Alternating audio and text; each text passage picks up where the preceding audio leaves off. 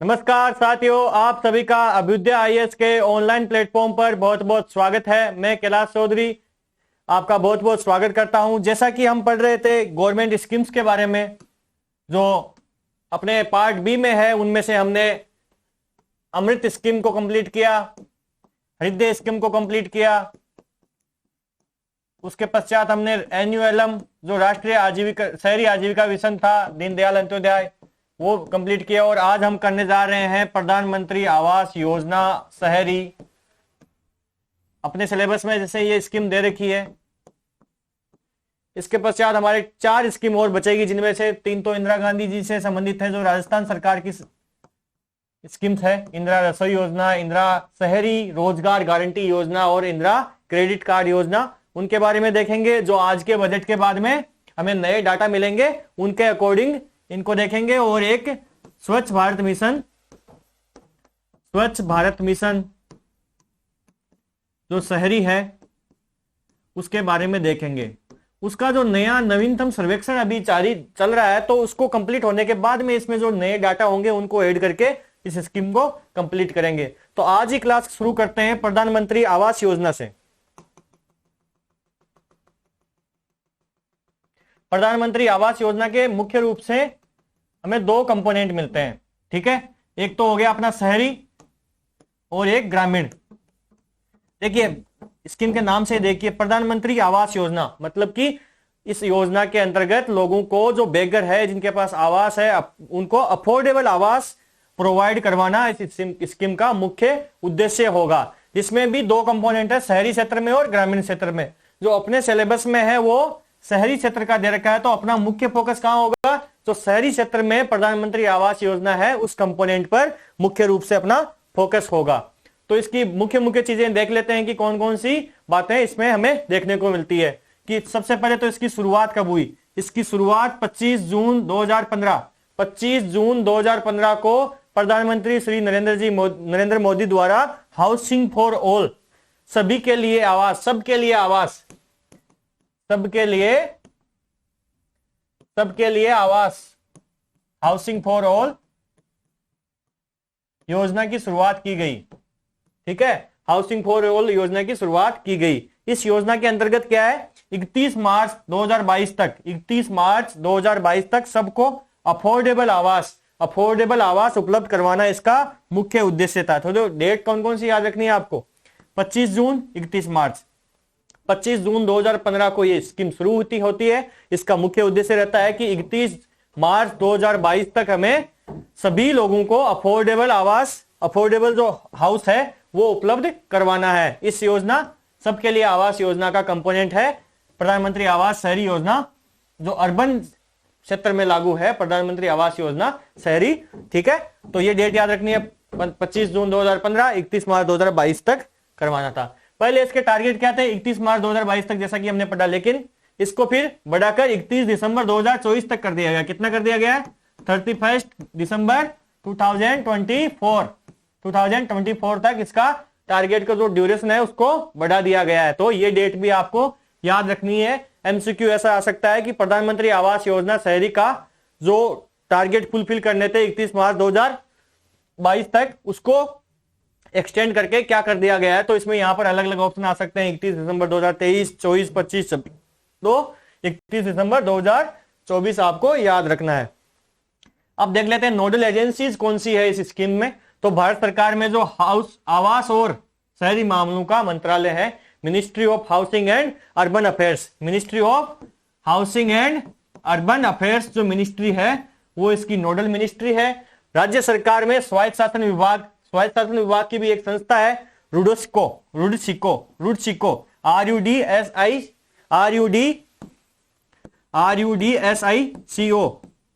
रुडसिको जो संस्था है राजस्थान सरकार में स्वायत्त शासन विभाग के अंडर में, वो इसका क्रियान्वयन करती है। और स्थान जो शहर है उसमें नगर निकाय वहां पर है, वो इसका योजना का क्रियान्वयन करेंगी। जो रुडसिको है उसका फुल फॉर्म है Rajasthan urban drinking water sewerage and infrastructure corporation limited. Rajasthan urban drinking water sewerage and infrastructure corporation limited. ये इसका फुल फॉर्म है। 2004 में इस संस्था की स्थापना हुई थी। ठीक है, RUDSICO Rajasthan urban drinking water sewerage and infrastructure corporation limited इसका फुल फॉर्म है। इसके बाद देखते हैं वित्त पोषण जो फंडिंग पैटर्न क्या रहेगा इस स्कीम में। तो ये एक सेंट्रल स्पॉन्सर्ड स्कीम है, केंद्र द्वारा प्रायोजित योजना है। केंद्र द्वारा प्रायोजित योजना रहती है तो उसमें केंद्र सरकार और राज्य सरकार दोनों की वो वित्त पोषण में भूमिका रहती है। ठीक है, तो सामान्य राज्य जैसे राजस्थान है तो उनमें 60-40 का जो हिमालयन स्टेट और पूर्वोत्तर के राज्य है वहां पर 90 और 10 का। तो ये भी आपको याद रखना है कि फंडिंग पैटर्न क्या है, यहां से भी क्वेश्चन आ सकता है। जैसे अभी सीईटी में जो ग्रेजुएशन लेवल की सीईटी हुई थी उसमें भी काफी क्वेश्चन ऐसे पूछे गए थे। और उसके बाद देखिए राज्य सरकार का क्या काम है, यहाँ पर राज्य सरकार का लाभार्थियों का चयन करना। देखो यहां से भी एमसीक्यू आ सकता है, एक एक पॉइंट को हमें ध्यान से देख पढ़ना है कि लाभार्थियों का चयन कौन करता है, भारत सरकार करेगी या राज्य सरकार। तो राज्य सरकार का काम है लाभार्थियों का चयन करना और इस योजना को लागू करना। इस योजना को लागू करना 2 कार्य है और फंडिंग पैटर्न 60-40 और 90-10 है। इसका उद्देश्य देखते हैं। अब देखो इस योजना का उद्देश्य क्या है, तो आर्थिक रूप से कमजोर वर्ग, आय वर्ग, आर्थिक रूप से कमजोर आय वर्ग, इकोनॉमिकली वीकर क्लास, ठीक है, इकोनॉमिकली वीकर सेक्शन, आर्थिक रूप से जो कमजोर है उनको, अल्प आय वाले लोअर इनकम LIG, मध्यम आय वाले मिडिल इनकम ग्रुप जिसमें MIG 1 और MIG 2 2 कैटेगरी इसने इस योजना के अंतर्गत डिवाइड कर रखी है। अब इसमें EWS कौन है, आर्थिक रूप से जो पिछड़ा हुआ वर्ग कौन सा है, जिसकी आय 3 लाख रुपए तक है, कितनी 3 लाख रुपए तक है।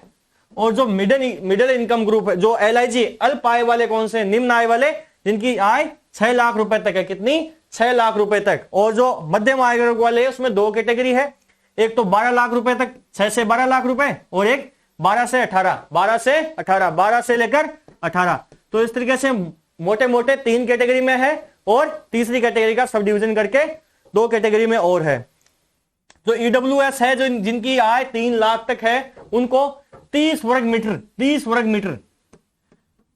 मीटर, और जो LIG फैमिलीज है, LIG ग्रुप में जो फैमिलीज लाई करती है उसमें 6 लाख तक की जिनकी एनुअल इनकम है उनको 60 वर्ग मीटर, इनको एक बार आगे और देखेंगे हम। और जिनकी 6 से 12 लाख जो आय है, जो मिडिल इनकम ग्रुप की फर्स्ट कैटेगरी में लाई करते हैं, उनको 160 वर्ग मीटर। और जो MIG 2 कैटेगरी में है, जिनकी आय 12 से लेकर 18 लाख के बीच में है, उनको 200 वर्ग मीटर के। देखो मुख्य उद्देश्य इसका योजना का यहीं पे आ गया कि आवास कैसे किस किस को उपलब्ध हो रहे हैं। आवास EWS, LIG, MIG फर्स्ट और MIG सेकंड को सस्ता आवास उपलब्ध करवाना इस योजना का मुख्य उद्देश्य है। तो इस योजना का मुख्य उद्देश्य क्या रहा, जो EWS है, LIG है लोअर इनकम ग्रुप, जो निम्न आय वाले ग्रुप है वो, फिर MIG में 2 कैटेगरी है, MIG फर्स्ट और MIG सेकंड। तो इनको कैसे डिवाइड करेंगे, देखो 3 लाख तक जिनकी आय है, आय देखो यहां पर है, ठीक है, 3 लाख तक जिनकी आय है, इनकी 3 से 6 लाख तक है, ठीक है, फिर 6 से 12 लाख, और यहां पर 12 से 18 लाख। अब इनको घर कितना बड़ा प्रोवाइड करवाएंगे कि पैसे के हिसाब से इनको घर प्रोवाइड करवा रहे हैं। तो यहां पर देखो 3 का 10 गुना कर दो, 30 वर्ग मीटर, यहां पर 60 वर्ग मीटर, यहां पर 160 वर्ग मीटर, और यहां 200 वर्ग मीटर, ठीक है। तो इसका उद्देश्य यह है कि जो EWS इकोनॉमिकली वीकर क्लास, जो आर्थिक रूप से पिछड़ा वर्ग है, LIG जो लोअर इनकम ग्रुप है, निम्न आय वाले वर्ग है, और MIG जो मध्यम आय वाले वर्ग है, जिसमें भी 2 कैटेगरी है, उनको इनकी आय की जो सीमा है वो इनकी डेफिनेशन ये होगी कि ये कौन कौन से है और इनको कितना, ये इतना जो एरिया का हाउस, आवास सस्ती दरों पर उपलब्ध करवाना इसका मुख्य उद्देश्य है। क्या है, सस्ती दरों पर उपलब्ध करवाना इसका मुख्य उद्देश्य है इस स्कीम का।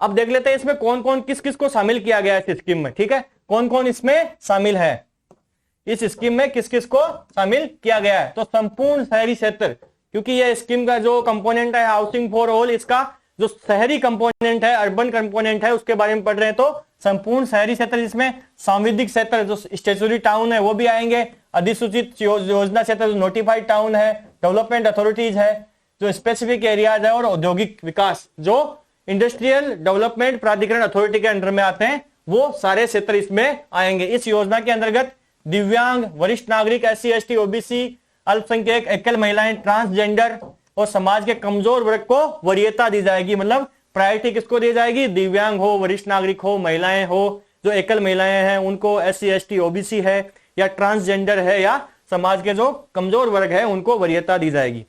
देखिए, मिशन में महिला सदस्य के नाम पर या संयुक्त नाम पर घरों का स्वामित्व दिया जाएगा। स्वामित्व किसको नाम पर दिया जाएगा? या तो महिला सदस्य के नाम पर या फिर संयुक्त रूप से। तो यहाँ MCQ में ना ट्रिक यहां खिल जा सकती है, केवल महिला सदस्य के नाम पर इसका स्वामित्व दिया जाएगा, तो ये गलत होगा। केवल नहीं, यहां पर या भी लिखा है, मतलब संयुक्त नाम पर भी दिया जा सकता है।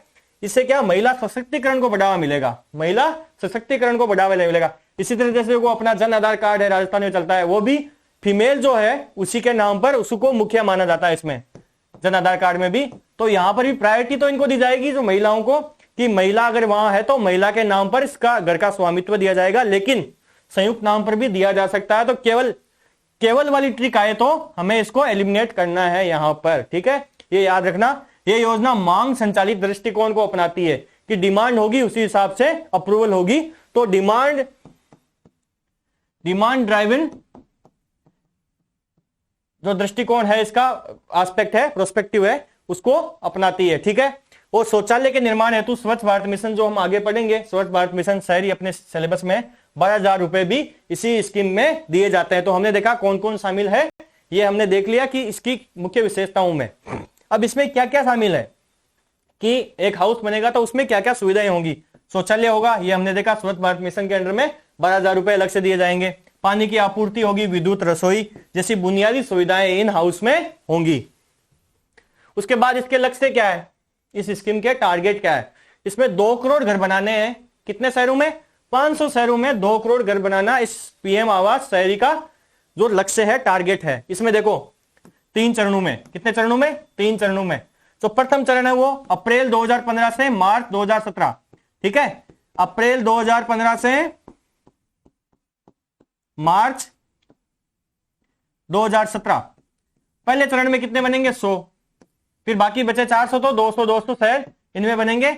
और अप्रैल 2017 से मार्च 2019 और अप्रैल 2019 से मार्च 2022 तक इसमें 3 चरणों में 500 शहरों में 2 करोड़ घर बनाने का इसका लक्ष्य था। जिसमें हमने देखा कि पहले चरण में 100, दूसरे चरण में 200 और तीसरे चरण में 200। तो इसके टारगेट के बारे में हमने देखा, उद्देश्य के बारे में देखा हमने, इसमें कौन कौन शामिल है, इसमें क्या क्या शामिल है, इसकी शुरुआत कब हुई, इसका मुख्य उद्देश्य क्या है, ये चीजें हमने देख ली। अब इसके कंपोनेंट्स, जो इंपॉर्टेंट कंपोनेंट्स क्या क्या है, उनके बारे में फटाफट देख लेते हैं। तो सबसे पहला कंपोनेंट है इन सिटू स्लम रीडेवलपमेंट स्कीम की। जो स्लम रीडेवलपमेंट स्कीम, जो स्लम्स है, गंदी बस्तियां हैं, उनका वहीं पर रीडेवलपमेंट करना, पुनर्विकास करना। जो गंदी बस्तियां हैं तो उनका उसी क्षेत्र में रीडेवलपमेंट करना। तो इसमें जो पात्र स्लम वासी है उनको बनाए गए सभी घरों के लिए 1 लाख रुपए प्रति घर उपलब्ध करवाना। इस कंपोनेंट में क्या है कि जो 1 लाख रुपए प्रति घर उपलब्ध करवाएंगे, जिससे जो स्लम्स है, गंदी बस्तियां हैं, उनमें उन्हीं के क्षेत्र में, देखो इन सिटू का मतलब क्या होता है, उसी क्षेत्र में, ठीक है, जहां पर है वहीं पर उन गंदी बस्तियों को हटाकर वहां पर घर बनाना, नए घर बनाना। उसके लिए 1 लाख रुपए प्रति घर उपलब्ध करवाया जाता है इस कंपोनेंट के तहत, इस प्रधानमंत्री आवास योजना शहरी में। फिर दूसरा अपना आता है affordable housing in partnership with public and private sector, की साझेदारी से किफायती आवास की अफोर्डेबल आवास जो हाउसिंग है वो उपलब्ध करवाना, पब्लिक और प्राइवेट दोनों सेक्टर को साथ में लेकर, ठीक है। तो इसमें देखो क्या याद रखना, इसके अंतर्गत 1.5 लाख रुपए, कितने? 1.5 लाख रुपए प्रति ईडब्ल्यूएस कौन से थे? आर्थिक रूप से पिछड़े हुए घर भारत सरकार द्वारा उपलब्ध करवाए जाते हैं। किसके द्वारा? भारत सरकार द्वारा उपलब्ध करवाया जाता है। यह उन हाउसिंग प्रोजेक्ट, कौन से हाउसिंग प्रोजेक्ट? जिनमें 250 घरों का प्रोजेक्ट है कोई, ठीक है, 250 घरों का कोई प्रोजेक्ट है कि ये बनाने हैं, ये हाउसिंग प्रोजेक्ट हो गया, 250 घरों का मिनिमम होना चाहिए। उनमें जिसमें 35% घर ईडब्ल्यूएस के आरक्षित होते हैं, उनमें इस कंपोनेंट से पैसे दिए जाते हैं। कितने? 35% ईडब्ल्यूएस के लिए उन हाउसिंग प्रोजेक्ट में जिनमें 250 घरों का एक प्रोजेक्ट है, उनको दिए जाते हैं 1.5 लाख रुपए प्रति ईडब्ल्यूएस परिवार। ठीक है, घर पर 1.5 लाख रुपए प्रति ईडब्ल्यूएस। देखो ये है ना जो राशि है, इनको याद रखनी है। 1 लाख रुपए कौन से में, इन सेटू में, और 1.5 लाख कौन से है, साझेदारी से किफायती आवास में। वहां भी हाउसिंग प्रोजेक्ट जो 250 घरों का है उसमें 35% अगर ईडब्ल्यूएस के लिए आरक्षित है तभी मिलेंगे। फिर राजस्थान में क्या, मुख्यमंत्री जन आवास योजना 2015 आई थी। कौन सी, राजस्थान में मुख्यमंत्री जन आवास योजना 2015 आई थी। तो इसमें जैसे स्टेट का टैक्स होता है, सस्ती कीमत पर जमीन है, स्टाम्प शुल्क है, इनमें छूट प्रदान की जाती थी। जो अफोर्डेबल आवास जो प्रोवाइड कराने के लिए जो स्कीम थी उसी के अंडर में, कि उनको जो स्लम्स है या जो अफोर्डेबल आवास लोगों को मिल सके। तो इस स्कीम, इस कंपोनेंट में क्या है, 1.5 लाख रुपए प्रति ईडब्ल्यूएस परिवार भारत सरकार द्वारा दिए जाते हैं। कब दिए जाते हैं, जब कोई हाउसिंग प्रोजेक्ट है तो उसमें जो 250 घरों का जैसे कोई हाउसिंग प्रोजेक्ट है तो उसमें 35% कम से कम वहां ईडब्ल्यूएस के लिए आरक्षित होने चाहिए, तब प्रति एक घर पर 1.5 लाख रुपए की राशि भारत सरकार द्वारा दी जाएगी। तो ये सेकंड कंपोनेंट था अपना। और तीसरा कंपोनेंट है क्रेडिट लिंक्ड सब्सिडी स्कीम, की क्रेडिट लिंक्ड सब्सिडी स्कीम, इसमें सब्सिडी दी जाएगी। तो इसको ऐसे याद रखना, CLSS, credit linked subsidy scheme. इसमें देखो कैटेगरी वाइज डिवाइड कर रखा है, तो ये टेबल को आपको मतलब कि याद करने में आसानी होगी। जैसे सबसे पहले देखा था हमने कि आर्थिक रूप से पिछड़ा हुआ वर्ग या कमजोर वर्ग, इकोनॉमिकली वीकर सेक्शन, हमने शुरुआत में देखा था कि इसकी आय सीमा कितनी होती है, 3 लाख रुपए। तो घर का क्षेत्रफल इसमें कितना, 30 वर्ग मीटर। फिर देखा था निम्न जो आय वर्ग है, लोअर इनकम वर्ग है जो ग्रुप है, उसमें 3 से 6 लाख रुपए और 60 वर्ग मीटर का अपना इसमें घर होगा। मध्यम आय वर्ग के 2 कैटेगरी थी, MIG फर्स्ट और MIG सेकंड। तो फर्स्ट में क्या था, 6 से 12 लाख और सेकंड में 12 से 18 लाख। इसमें 160 वर्ग मीटर और 200 वर्ग मीटर, ये इतना हमने देख लिया था। अब देखो ब्याज सब्सिडी दी जाएगी। इसमें ब्याज सब्सिडी आपको याद रखनी है, ईडब्ल्यूएस और LIG में कितनी है, 6.5%, और MIG फर्स्ट में 4, MIG सेकंड में 3। ठीक है, एक कम ज्यादा कम मतलब कि ऊपर से जब नीचे आएंगे तो कम होती रहेगी, 6.5, 4 और 3%।